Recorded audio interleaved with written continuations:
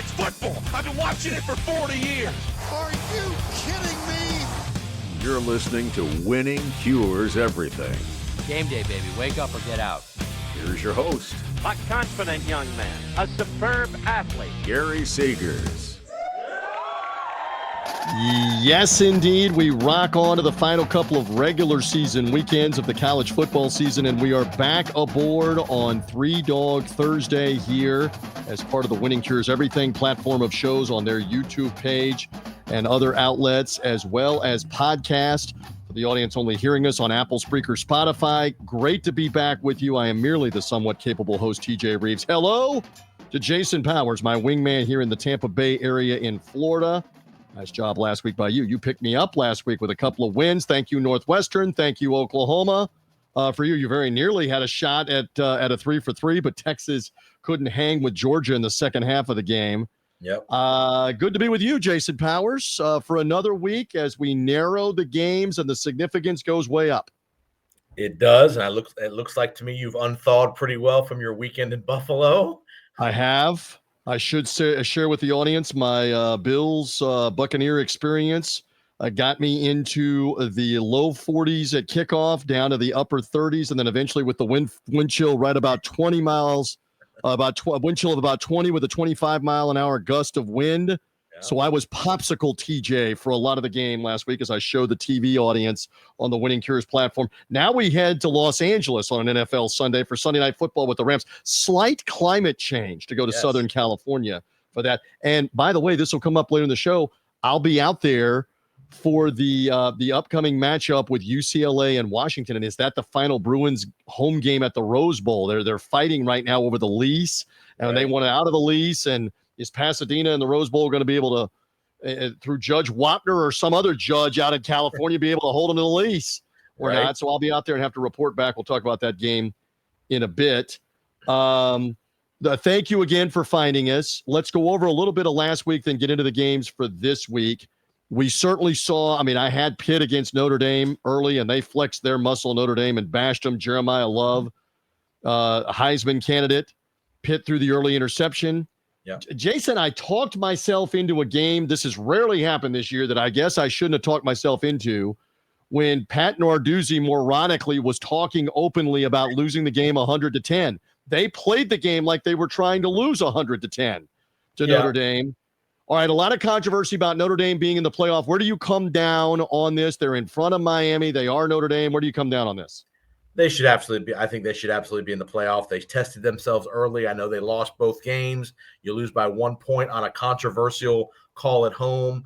Again, with Texas A&M, there was an interference call on the last tidbit of that drive that led to that touchdown. They scored on 4th and 12 or whatever it was. So it was a last kind of heave for A&M. They lose a tight one to Miami. I got no problem with them. They're taking care of business. They're not struggling. They're beating the teams they're supposed to beat. So they absolutely should be in the field as of today. I guess the argument, though, is, Miami's behind them, but I thought the new interim selection chair for the college football playoff, Hunter Yurachek, on Tuesday night when the rankings came out, and again, they want the arguing. They want the debate. They want the screaming. It fuels the sport. They want this. But he brought up the point, Miami's 2 losses are to non-top 25 teams, and one of them at home. We aren't down to a head-to-head tiebreaker right now. Jason, just follow up on that, and we'll move on. Exactly. If it was Miami, Notre Dame one-on-one for a spot, the last spot, then maybe you have that discussion about head-to-head. But I don't. It's a group of teams that are all 8, 9, 10, 11, 12. You group them with Alabama, who's got 2 losses, a couple of other teams. So it's not a Miami versus Notre Dame yet. It might be in 2 weeks, but it's not there yet. Pick up on the Alabama loss to Oklahoma. You called it. Shocker in Tuscaloosa. Great win for Brent Venables to get everybody off his back. And now Oklahoma lurking, probably not going to be in the championship game. That may not be a bad thing, but they apparently are going to be in the conversation going into the final weekend for the college football playoff. That defense is real. That defense is legit. That's national championship good defense. We mentioned last week if Mateer could make a couple of plays, and he did. They didn't have to – the defense scored. This defense is real now at Oklahoma. They're in the playoff if they beat Missouri and LSU. If that's all you have to do at home, you beat Missouri with a backup quarterback, and you beat an LSU team who's basically packed it in. If you can't do that in Norman the next 2 weeks, you don't have no business even being in the conversation. Win those games and you're in. I would agree. Georgia flexed its muscle against Texas. We saw that. So there's some teams at the top. Indiana keeps rolling at the top. Ohio State right there. Texas A&M. What a comeback. Teetering on the brink of a first loss that would maybe jeopardize them on getting one of the byes. Obviously, it would probably KO them on getting a bye for the college football playoff.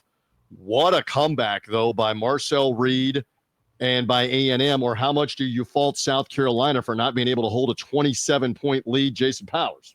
Usually these comebacks or both teams have to contribute. I mean, think about this. A&M comes all the way back to take the lead. Then they run that bozo play on the goal line where they throw the backwards lateral that South Carolina recovers with about 3 minutes to go.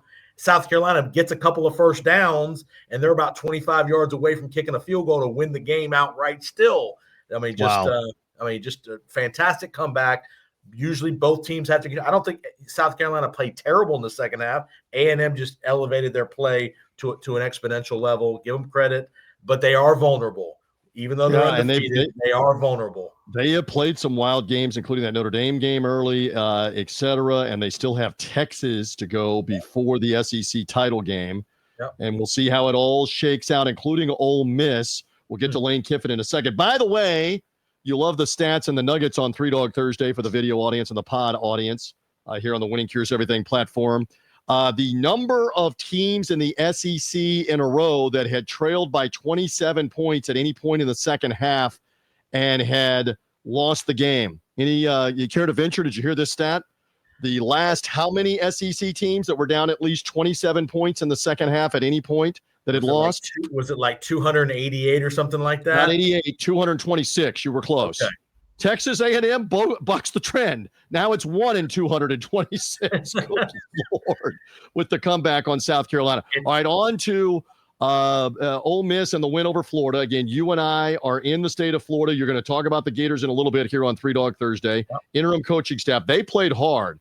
Did Ole Miss look distracted to you, Jason Powers, in the first part of that game, or is that a cop-out? I would say cop-out because it wasn't 10-0 Ole Miss quick. First two drives, I think it was 10-0. Maybe so, yes. But then Florida had the lead. They turned it over a little bit, and Ole Miss has messed around with their food a little bit. Remember, Florida beat Ole Miss last year in Gainesville and derailed Ole Miss's playoff hopes. So I give more credit in the end to Ole Miss hanging in there. And boy, that Kewan Lacey at running back, he is legit. 19 touchdowns. And we all think of Lane Kiffin as the throw it all over the yard, but he is not afraid to run the ball a lot. Quinshon Judkins, Lacey. He's a running. He'll call lots of runs if he's got a good running game. All right, on to the Kiffin controversy, which is coming off the weekend that reportedly the Ole Miss administration said, we want an answer on whether you're leaving or not before the Egg Bowl with Mississippi State. He denies that. I don't know that I buy any of that. A lot of the SEC rumor mill and internet stuff and podcast stuff is just made up. It's fabricated. So Kiffin denies that. Where do you come down? I mean, I've talked to numerous Gator people that seem to think, it's a lock certainty that he's coming to Gainesville. I ain't buying it. Are you buying it for that or for LSU? What are you thinking right now about Lane Kiffin? We know Lane likes the drama. He likes to be the center of attention. We know that.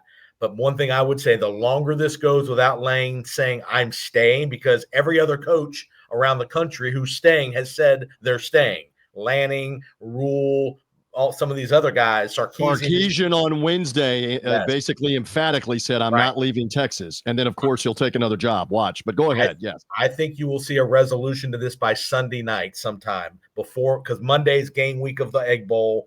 The AD, again, do I see a scenario where he's going to fire Lane Kiffin if they've got a playoff? Of course not. No. I have a hard time believing that. Even if behind the scenes Lane tells them, hey, I'm going to Florida or LSU. They may keep it quiet for a little while, but I have a hard time believing Lane Kiffin ain't going to be coach. It's interesting that when he got the Ole Miss job now back about 6-7 years ago, I was working the Conference USA championship game, of which at that time Florida Atlantic was in the CUSA title game with Lane Kiffin as the coach. And this is well known. We knew the week of that title game as they were getting ready to play, I believe it was North Texas, if I remember correctly, as the opponent. we knew he was going to get the Ole Miss job. And then it leaked that they were there with the private plane on the Thursday before the Saturday afternoon game. And he later revealed, and his team later revealed, he told them on Friday, I'm taking the Ole Miss job. They knew, and they still played their brains out and destroyed, and granted that was a home game, destroyed North Texas.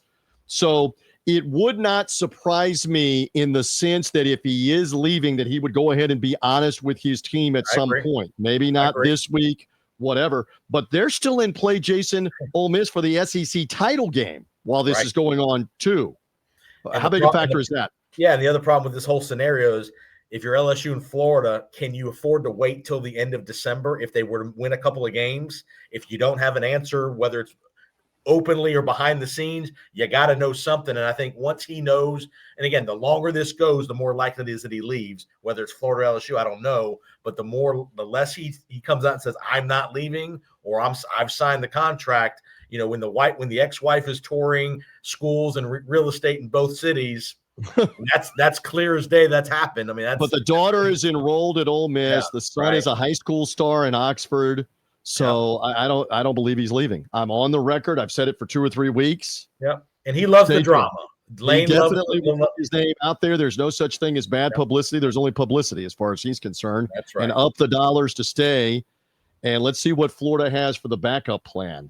On that. Couple of other things in the Big 12 world. We saw Cincinnati take an upset loss. So you've got Cincinnati and BYU coming up for this week. Texas Tech firmly in the playoff right now as the top team in the Big 12. That's an interesting conference to watch it play out on who is the opponent for Texas Tech. Is it going to be BYU? Is it going to be somebody else in the championship game? Can they get 2 teams in the playoff? Just pick up on this, and we'll get to the games that we're predicting here in a moment or two. That's going to be the $1 million question. Can they get, because if they get a second team, who gets bumped? It's going to be hard to bump the 5 teams in the SEC that have, if everything holds to serve the next 2 weeks, especially with Oklahoma coming on here with this win. Does that bump a Big 10 team potentially? I don't know. I know the SEC is rooting for Oregon this week to knock USC out of it, to get one less team out of it. That's going to be a fascinating question. If Texas Tech does not win the Big 12 title game, i.e. BYU or Utah win it, do they get 2 in? Or does Texas Tech get bumped if they lose a second game? Yeah, and they have the loss at Arizona State with Sam Leavitt, narrow loss on the road. If it's a narrow loss in the Big 12 title game, it just depends. I mean, you're right. Stay tuned on style points and how that works. And again, for the Big 10, Ohio State, Indiana, and probably Michigan are in. And this is going to lead us. And Oregon. Well, yeah, Oregon, but I don't know definitely because this is going to lead us here on 3 Dog Thursday into game number 1. Yep. Let's go ahead and get into it here, and that is your first game. Well, first of all, let's say this on the records: 3-3 last week. It's up there on the screen for the video audience. For the pod audience not seeing us, 3-3 last week, 39, 32-1 on the year. Thank you, Jason, for your 2-1 week. The host was actually a losing record 1-2 last week. The first time in 6 weeks, actually the first time in 7 weeks that I've had a losing record. 12-6 in the last 6 weeks, 24-12 on the season for the host. All right, so speaking of Oregon and staying in play here for the Big 10 title game and for the college football playoff, they host USC. Southern Cal off the win last week over Iowa, come from behind win. They also have a win over Michigan. They have the loss to Notre Dame. They have a loss earlier in the year to Illinois. They cannot afford another loss. Correct. Yet you're looking here for an underdog Saturday afternoon in Eugene. Pick it up. It is. I was impressed with how USC responded last week, down 21-7, I believe, to Iowa in the rain. Not used to a rainy condition there. They fought. They gutted it out with the running game. Jordan Mayava, who's 18 touchdowns, 6 picks. Not the leading passer in the big. Not leading passer, but USC is leading the conference in offense, almost 500 yards of offense every week. They've got a good running game. They've got a guy at wide receiver. What's the kid's name? Makai Lemon, 71 catches for 1,090 yards and 8 touchdowns. I think this is a game. I think Oregon eventually wins the game, but with the desperation of USC, Remember Oregon, we saw them 2 weeks ago at Iowa. Rainy, nasty day, missing a bunch of skill players, receivers, their tight end. We don't think that again. I don't think all those guys played this weekend. One or two might be back, but they were shorthanded at wide receiver. This is going to be a running game. This is going to be a trenches game. I think Oregon probably has the advantage in the trenches a little bit. Oregon's got one of the top 3 defenses in America. They're leading the country against the pass. So, again, I don't think this is going to be a high-flying game on both sides. I don't think Oregon's been not scoring a ton against good competition. Dante Moore, without the weapons, has been okay, not great. I just think with the desperation of USC, it's a rivalry game. These two teams know each other inside and out. They play pretty much every year. I think 10 is a little too many. I think Oregon ends up winning the game by 7 or 8 points, but I like USC to keep it very close, very late in Eugene.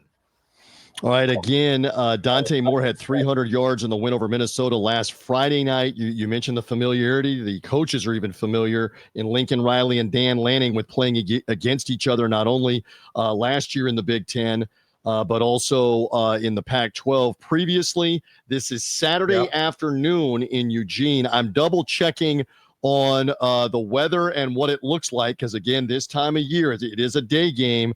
That might be a factor. You bring up a good point on USC handling the weather. It looks like 50 degrees and overcast for Oregon and USC. CBS will have the game 12:30 Pacific, 3:30 Eastern time. Any final thought? No, again, I think the desperation of USC, again, they showed some grit last week. They've got a good offensive line. They've run the ball pretty well. And again, we've seen Oregon struggle a little bit against better competition. Struggled at Penn State, struggled at Iowa, which is, a trenches kind of team. So I think USC is going to be able to run the ball. I think the perimeter passing game, can you get Mekhi Lemon with a couple of big plays? He doesn't have to go for 150 yards, but can you get him a couple plays over 30 each? Maybe a long bomb, long score. Does he draw a pass interference foul? I just think this is a tight game. Little closer to the vest, lower scoring, 24-20 kind of game. I just think 10 is a little too many here. Second mention that I'm headed out to Los Angeles. We'll be landing in LA with the Buccaneer travel party around the time this gets underway again in Oregon. But it'll be very interesting what the USC atmosphere is in and around LA, because they could find themselves in a position to be an at-large playoff team with a win here. Beat UCLA next week, you're in. Yeah, I think you're in. So, they win the next 2. All right, so that's what's on the line for that one. So that's doggy number 1 on 3 Dog Thursday. Doggy number 2, I'm going to go to the Southeastern Conference. I did play the Kentucky Wildcats a couple of weeks ago at home with Florida. That one won easily for me. I like the spot here with Kentucky now having won 3 games in a row. They bashed Tennessee Tech for what it's worth last week.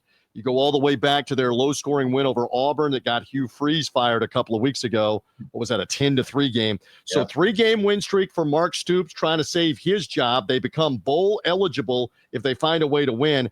I don't know that they're going to win this game, but I like them to hang in, getting 9.5 points with Vandy and Diego Pavia. I don't know that Vandy has an at-large case for the college football playoff here. I know I heard a quick no from you.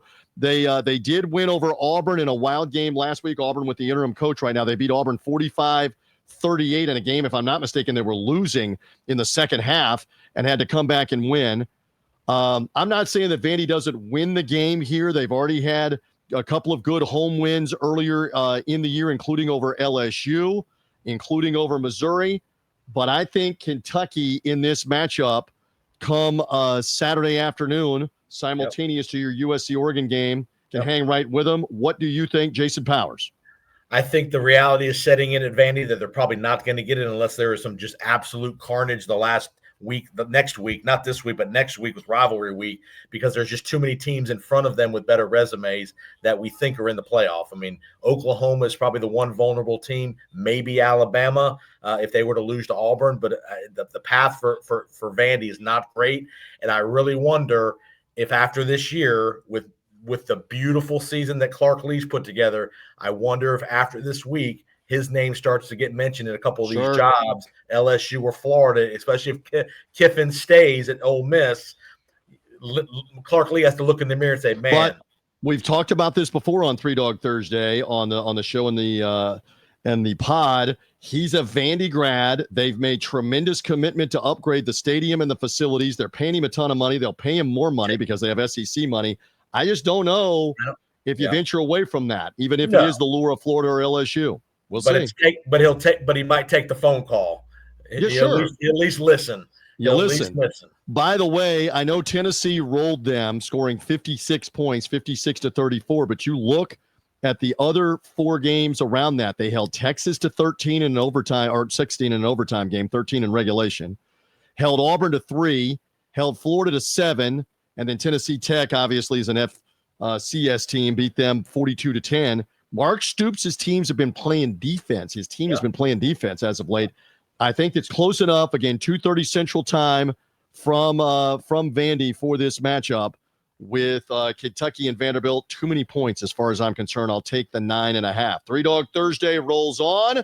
Do you want to head to the Big Ten again for Saturday night? You're going there again? We are. We're going up to Happy Valley, prime time with Noah Eagle and Blackledge up there on NBC. Penn State comes home after a nice win at Michigan State last week. But if you watch that Michigan State game, that was, I think, a 4-point game with about 6 minutes to go. They ended up scoring 2 late touchdowns to put it away, to put them up. I think 28-10 was the final.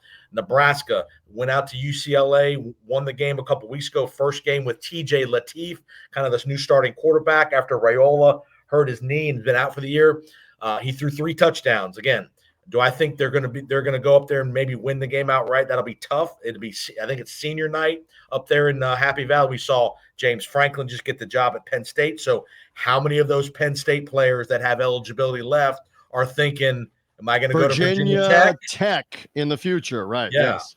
So you wonder about maybe some of the effort level there. But I do think, and also Matt Rule, who many people thought was going to be the Penn State coach, gets to go to Happy Valley with his new deal and all that stuff. So that'll be an interesting dynamic. You're backing one of my favorites, Matt Rule, to be able to hang in at Penn State here.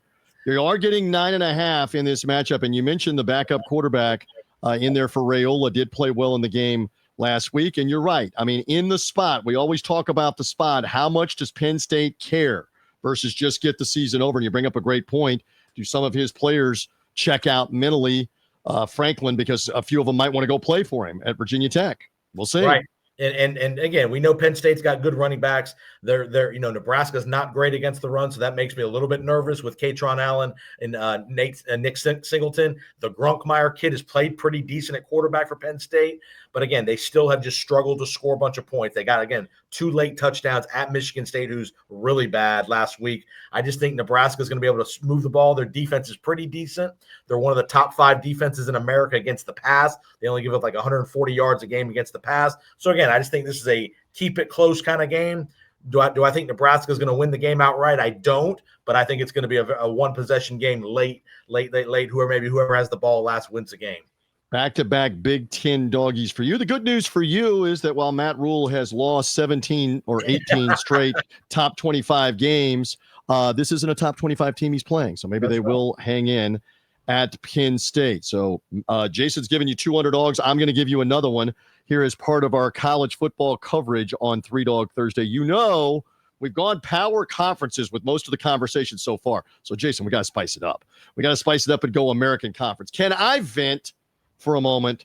Am I allowed to do that here on 3-Dog Thursday? You're 24-12, man. Do whatever you want. What in the name of the Bluff City Boys, the Memphis Tigers, was that last Saturday night in Greenville, North Carolina? First of all, you watch Mrs. Reeves' Bulls, and I got my hat game working on the video show. If you're the pod audience, come find us on the video. I got Mrs. Reeves' Bulls faltering badly and losing to Navy earlier in the day in Annapolis. That opens the door now for USF to maybe get back in the championship game picture. They're still playing the gimpy quarterback, Brendan Lewis. They didn't have problems offensively. They moved the ball. They scored. But how do my boys let the mighty Pirates of ECU get rowdy at the Dowdy? They let them come from behind in the fourth quarter and win the game in the final minute when Memphis had everything to play for, Jason Powers. So now they're totally out of the picture with 3 American Conference losses. What in the name of Elvis happened? I mean, is Silverfield, again, obviously his name's been mentioned in some of these jobs. You don't think Please. that doesn't distract them. Maybe it did. Maybe it did. But those American teams have struggled to play defense. When you have expectation, you play differently. USF, great example. Memphis, great example. Memphis lost the week before, and again, against Tulane with no defense. Yes, to your point, with no defense.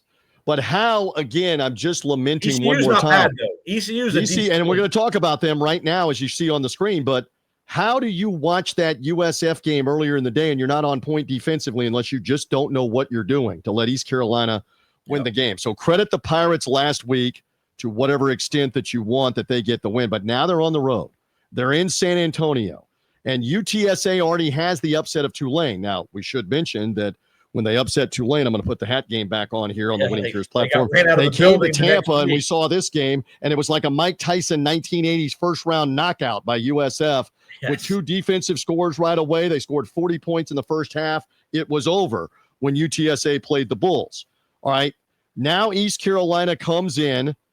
This is a Saturday afternoon game also, 3:30 Eastern time, 2:30 local time. East Carolina, again, only the one loss in the American. They'd love to get into a tiebreaker situation at one loss with Tulane. And also, who are the other teams? North Texas and Navy that all have one loss. So East Carolina trying to get it done with Caton Hauser at quarterback.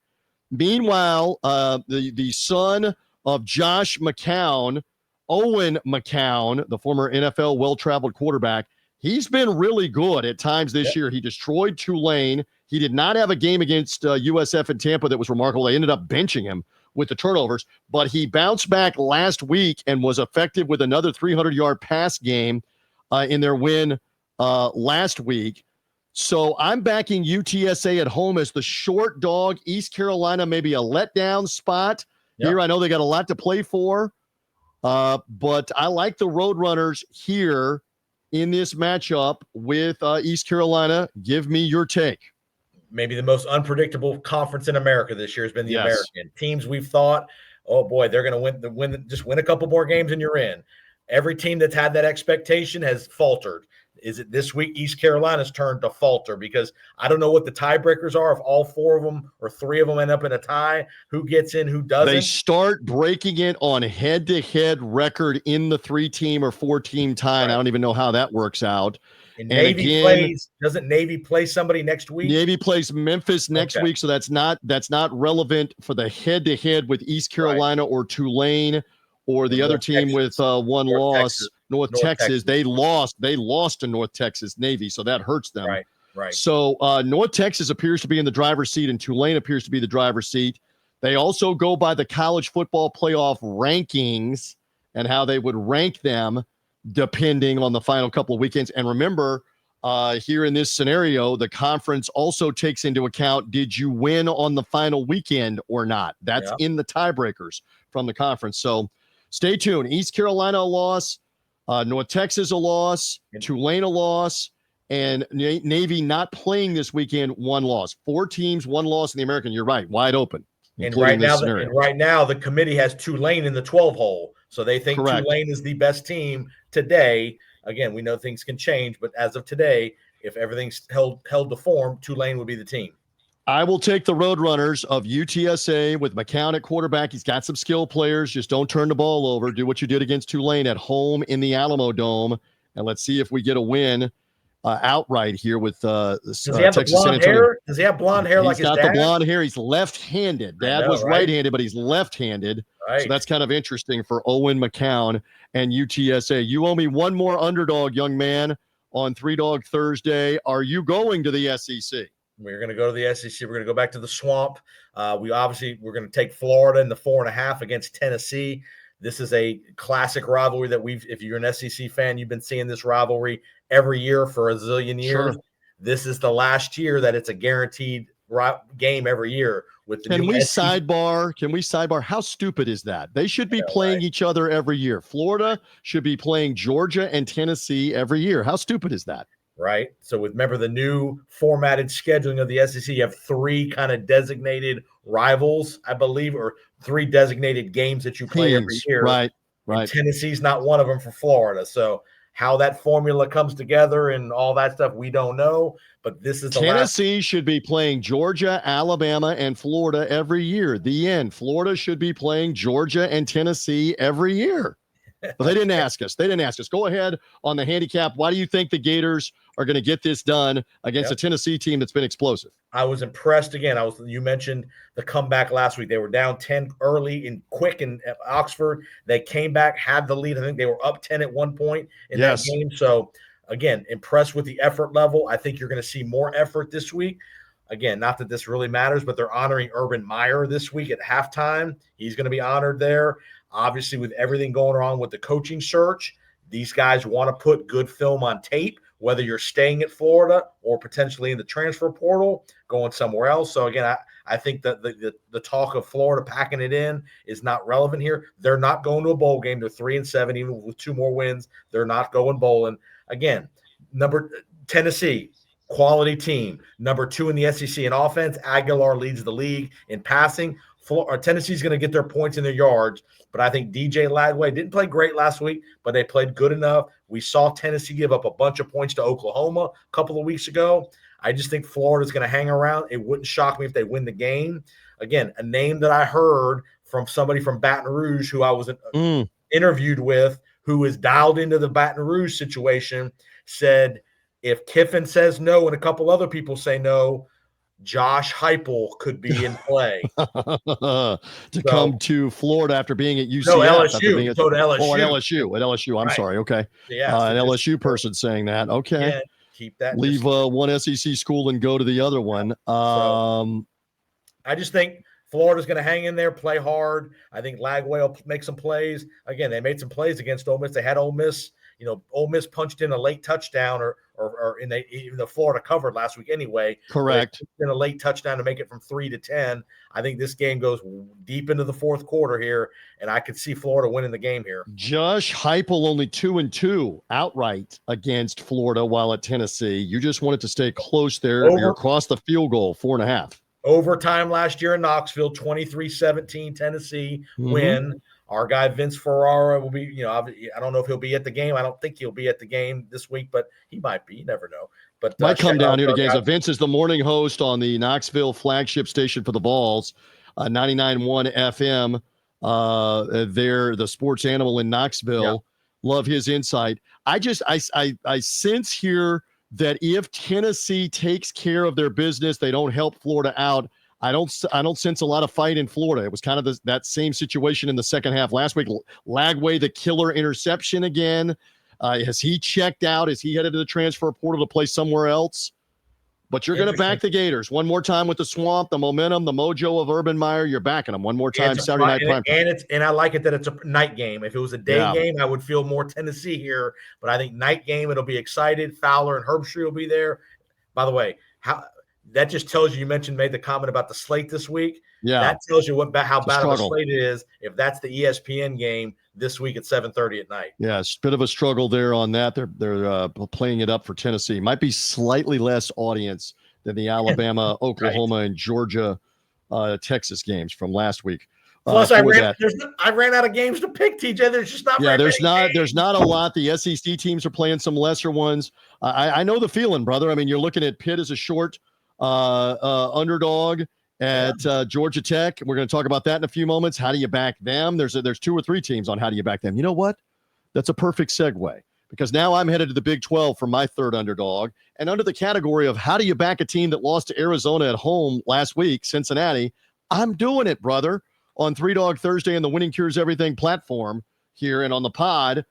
I like the Bearcats offense.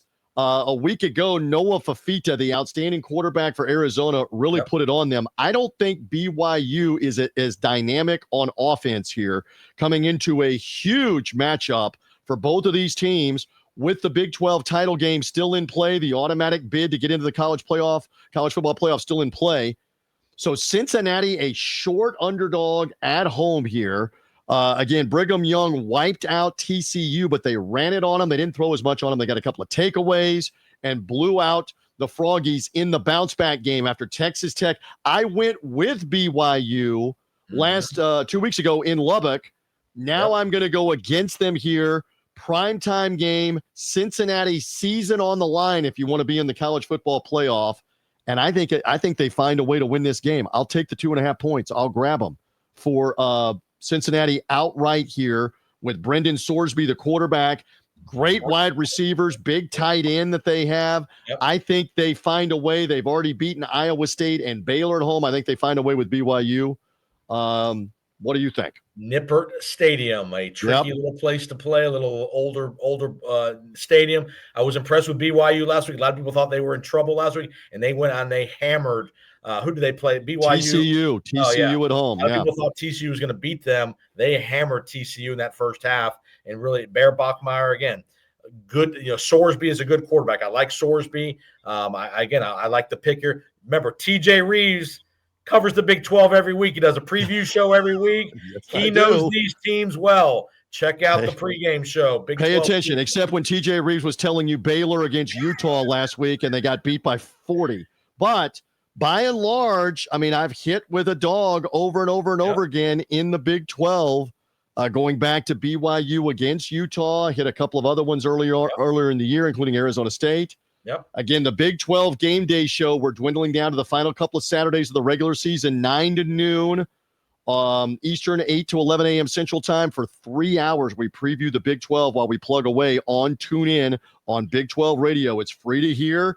Get the TuneIn app. Go to tunein.com. Dial up Big 12 Radio. You'll hear me talking endlessly about all the Big 12 games with my analysts, our guests, etc. So we're excited. Primetime game, Cincinnati season on the line, BYU season on the line. I mean, here's the scenario. If BYU wins this game and Texas Tech wins their game next week with West Virginia, nobody can catch either one of them. They only will have one loss. It doesn't matter what anybody else does. Now, if Cincinnati beats BYU, that's a 2-loss Cincinnati team and now a 2-loss BYU team. You bring Utah back into play. You bring Arizona State back into play. And then there's somebody else as well, that Houston at the moment, I believe, with 2 losses that you bring back into play. The 2-loss teams want what I'm suggesting. They want Cincinnati to win this game with Brigham Young for the last weekend of the regular season to put the Big 12 title game in play for multiple teams. Jason, one more point on that? No doubt. I mean,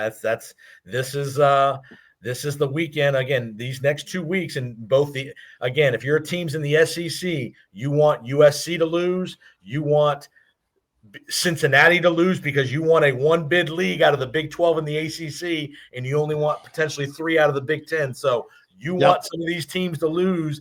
And just like if you're in the Big 10, you want Oklahoma to lose. You want, Alabama to lose next week in the Iron Bowl. Still a lot of permutations and a lot of scoreboard watching all over the country. Love it. All right, let's get into a couple more games. Give me a couple of thoughts on Missouri, Oklahoma. Does Oklahoma have a letdown after the Alabama win? Eli Drinkwitz's name is getting kicked around to take another job. What about Mizzou on the road? 11 Central Time at Norman real quick. I don't think that Oklahoma defense is going to let a freshman quarterback Zollers for Missouri. I don't know how they're going to score more than 10 points if they score 10 at all. And again, Mateer is getting a little bit better each week. The offense is getting better. They're running him a little bit more. Again, that defense for Oklahoma is real. I don't think there's any chance of a letdown. I'm surprised this number is only 7.5. I figured that'd be over 10 points, but I would lean Oklahoma here. I don't think Oklahoma with Venables, he's not going to let that. That's not going to be a letdown spot for me this week. Again, lurking is the word for the college football playoff is Oklahoma. They saw their name up there in the top 12, and they will finish the season with LSU that's already fired Brian Kelly at home. How about OU gets the last 2 games at home, Missouri and LSU? Again, that's an early game on Saturday for that matchup in the SEC. We mentioned Pitt at Georgia Tech. I took a look at this. I have no faith in Pitt. The problems that they had, Henschel, the quarterback, played poorly last week. A lot of that's Notre Dame's defense. Again, Georgia Tech and Pitt both only have 1 loss in the ACC. This is a de facto elimination game for the ACC championship game, right? No doubt. And again, I would lean to Haynes King, the veteran quarterback, figures out a way every week to get it done. Last week at Boston College, a wild fourth quarter. They were up, they were down, they were back up, they were down. And then he leads the drive to kick the game-winning field goal at the gun to beat BC. Not impressive, not sexy. They've won 3 or 4 of those kind of games that are just nut crunchers at the end, kick a field goal on the last play of the game kind of deal. That's just one of these. I think they'll figure out a way. And again, Georgia Tech's playoff hopes right in front of them. They have Georgia next week. If they beat Georgia, they might be able to still afford a loss in the ACC You have an at-large title case. game. You have an at-large case for sure. So I think Georgia Tech will figure out a way. Henschel, the freshman quarterback, he played like a freshman last week. I think, again, should be a decent – will not be an overwhelming crowd at Georgia Tech. So, again, that shouldn't be a factor. But I think Haynes King, the experience level of that Georgia Tech team, I like Georgia Tech. Close.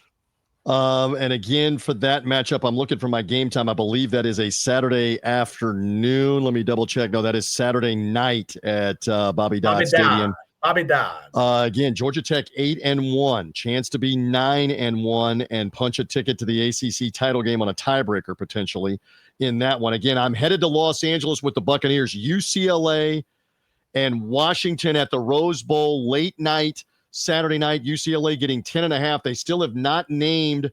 We suggested this. Name Tim Skipper, the interim coach. Apparently, UCLA is going to go into the coaching carousel here and try to find somebody. Is this maybe the last game for the Bruins at the Rose Bowl? I don't buy that. There's lawsuits being threatened.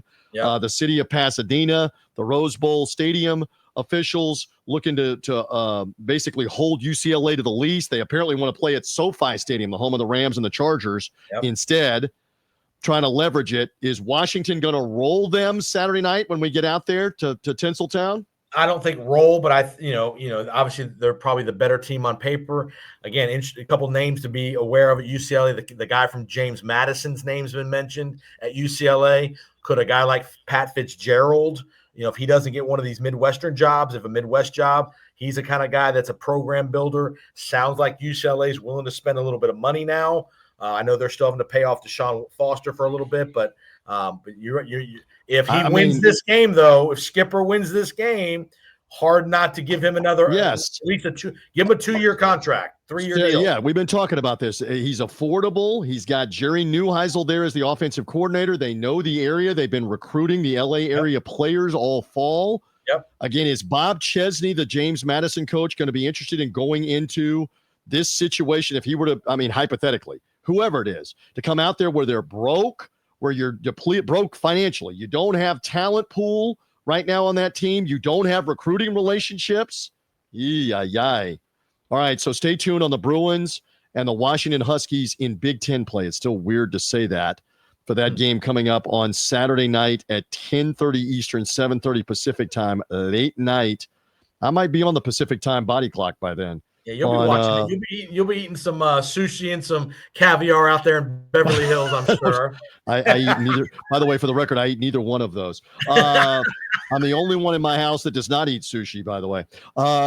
So, yes, again, that game on NBC, doubleheader of Big Ten games. That's the second game, UCLA and Washington, the late game, because they do get a doubleheader late night on NBC, and then the Buccaneer-Rams game is the NBC Sunday night game with Mike Tirico and Chris Collinsworth. A reminder for everything going on with Florida football, the Florida Football Insiders podcast. That is where Jason Powers resides. Who's going to get that Gator job? He already told you he thinks Florida hangs in, if not beats Tennessee. Mike Norvell going to survive at Florida State? If they beat NC State and get bowl eligible on Friday night, Norvell might hang in. Where is Alex Golish, the USF coach, headed? Right. Is his asking price now down a bit after they lost to Navy? Yep. Again, Jason Powers covers all of this on Florida Football Insiders, the podcast, wherever you get podcasts, Apple, Spreaker, Spotify. The video audience is seeing it on the screen. Search up Florida Football Insiders for all the takes on everything Florida football for this weekend. Man, the air went out of the balloon for USF, for Memphis in the American Conference in a hurry. So we shall see where Golish ends up. Reportedly, he talked, his intermediaries anyway, talked to Oklahoma State. Yep. Which is interesting. That's the spot. Stay tuned on that. All right, by means of review, real quick, here are the underdogs. Jason says in the Southern Cal showdown at Oregon, he'll take the 10 with the Trojans. I similarly get 9.5 with Kentucky at Vanderbilt in the SEC. I'll do that. I pause for a moment. Jason, you're taking Matt Rule and 9.5 at Penn State. I wish you well, my friend, as they play at Happy Valley for that matchup with a backup quarterback. I will go with UTSA as a home pooch with East Carolina getting 3.5. You will take the Gators, 2 bits, 3 bits, 4 bits, 6 bits, $1. All for the Gators. Stand up and holler. It may be 27,000 people by the second half that stand up and holler. Against Tennessee, you'll take the 4.5. And I will take Cincinnati in the late night Big 12 game to stay alive. White polyester suit with the disco ball and stay alive against BYU for the Big 12 title game. I take them to win the game outright. I'll take the 2.5 points for the Bearcats against BYU in Big 12 action. With that, did we leave anything else out here on Three Dog Thursday, or are we all good for a 13th edition, Jason Powers? Good pop culture for you guys. Netflix documentary on Eddie Murphy. There's like an hour-and-a-half documentary on Eddie Murphy's career. If you like Eddie Murphy, it's pretty good. Go get it. Hard to believe. He started on Saturday Night Live, if I'm correct, at 20 or 20. 1980 at 19 years old. 19-year-old Eddie Murphy. When you go back and watch Beverly Hills Cop, yes, filmed in 1982, contemplate that he was 21 years old when he made that movie, 21, 22. Trading Places, Woo! 48 Hours. All of that. Eddie Murphy, we love that. We got plenty of pop culture references. We got all kinds of stuff. 62nd anniversary of the Kennedy assassination. You and I have never talked about this. Did Lee Harvey Oswald act alone? Did Lee Harvey Oswald do it by himself? He did. Come on. I don't think he acted alone. I am not a conspiracy theorist. I never have been. There's not ever been any tangible connection. Yes, the mafia wanted Kennedy dead. Yes, the Russians wanted him dead. Sure, there's plenty of people that was CIA may have wanted him dead. But where's the connection to Oswald that they helped him and paid him and left all of it to chance that he would blab the whole story? Oswald did it. He was a lunatic. 62 years ago in Dallas, Texas, by the way, forever and always. I am such a sucker to watch all the documentaries, watch all the stuff, watch all the arguing on YouTube. Good stuff. You want to go next level? You want to go next level while we have a moment before we go? Abraham Lincoln assassinated back in the 1880s, right? 3 named assassin, John Wilkes Booth, right? Okay. John Kennedy assassinated 1962. 3 name assassin, Lee Harvey Oswald. Y'all, we got more. Lincoln killed in a theater by John Wilkes Booth, shot in the back of the head. Yeah. John Wilkes Booth hid in a warehouse. They found him. They smoked him out. They killed him. Lee Harvey Oswald shot John Kennedy from a warehouse and went and hid where, Jason Powers? In a movie theater. Abraham Lincoln's secretary's last name. Come on. You know it's coming. Tell me. Kennedy. Kennedy's secretary's last name. Oh, God. Come on. You know it's coming. Booth. Lincoln. Mrs. Lincoln. No, Mrs. Lincoln. Pretty wild when you study your history of the Kennedy and Lincoln assassinations. I'm just throwing it out there, a little presidential trivia as we wrap it up. There you go. Thank you to Gary Seegers once again. Thank you to the Winning Cures Everything audience for indulging us. Here again, if you're the pod audience, come find the video. If you're the video audience, go subscribe and follow the podcast. 3 Dog Thursday, Apple, Spreaker, Spotify. Jason, next week's the last regular season weekend. We are all about it. Happy Thanksgiving coming up to everybody. Get ready for the Thanksgiving mayhem. We'll be here on Thanksgiving for 3 Dog Thursday. Jason, great stuff. Good luck with your Underdogs. You got it. I'm merely TJ Reeves. Thank you for finding us on 3 Dog Thursday. Bye. Thanks for listening to Winning Cures Everything. Subscribe, leave a review or comment, follow @GaryWCE on X, and check out the web store